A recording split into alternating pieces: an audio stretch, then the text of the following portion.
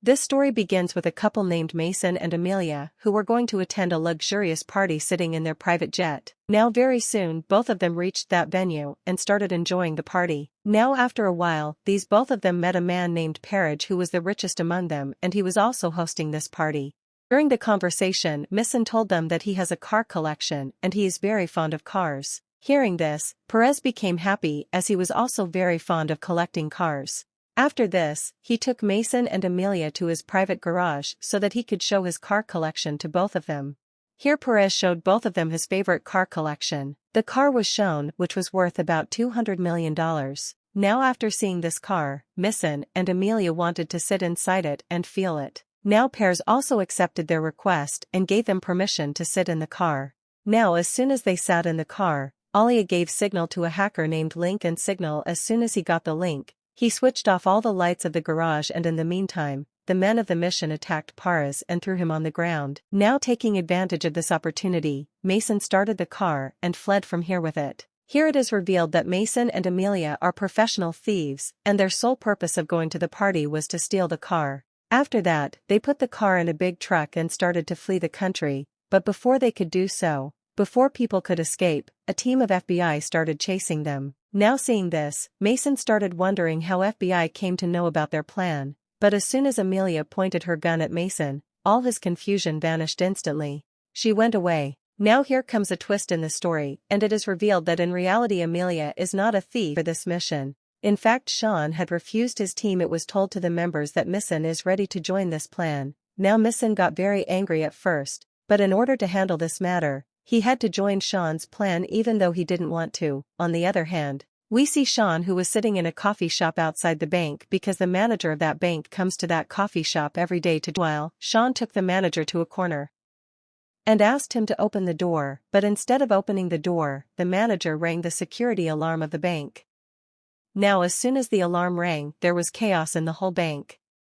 There was a commotion and the security guards of the bank started firing on these thieves. However, the mission team easily killed these guards and made all the customers present in the bank hostesses. Now here Mason asked Shawn, "Who is your actual target?" On this, Shawn told that he is looking for a locker which belongs to a woman named Isabel Farrow, and in that locker there is a hard drive which contains cryptocurrency worth several $1,000,000.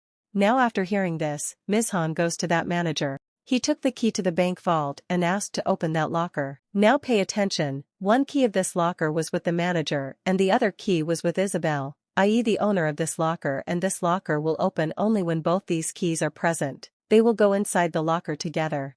But he got very angry, and then he said to Link that you hack that locker. Do that and bypass its security and open it. Gated the manager and extracted all the information about Isabel from him. Isabel Farrow is the wife of the biggest gangster of this country, Abel.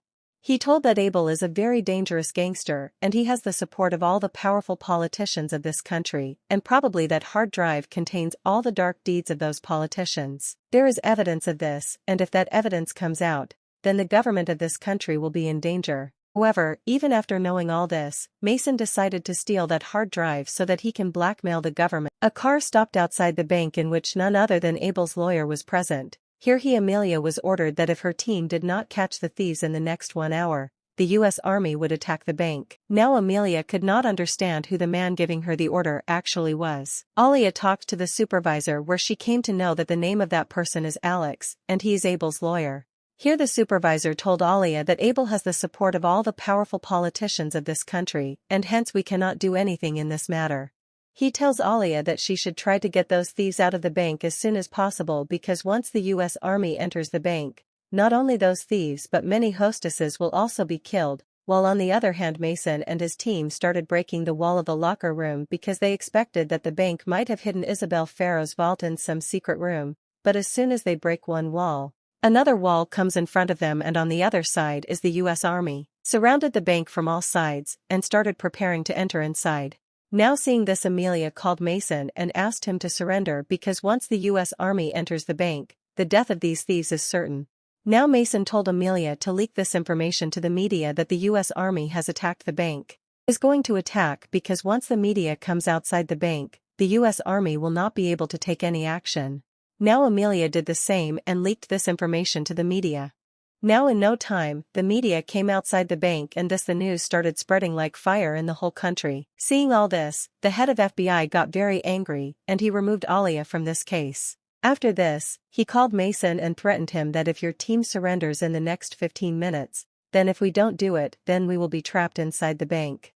Inside the bank, Mission's team found the room in which Isabel's locker was kept. Now after finding the locker, Mission told Link to hack this locker and find out its password, bypass it and open it. This link said that the security of this locker is very strong and it takes minimum time to open it. It will take at least 10 minutes, whereas within the next 8 minutes, US Army will enter the bank.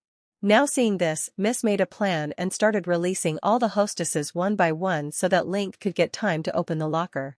Now in the next few minutes within minutes, everyone was released and finally after releasing the manager. Now seeing this, the head of the FBI got very angry and he ordered the US Army to go inside the bank and shoot Mason as soon as they see him. Now as soon as they reached that room, they saw Mason who was waiting for them with a bomb in his hand.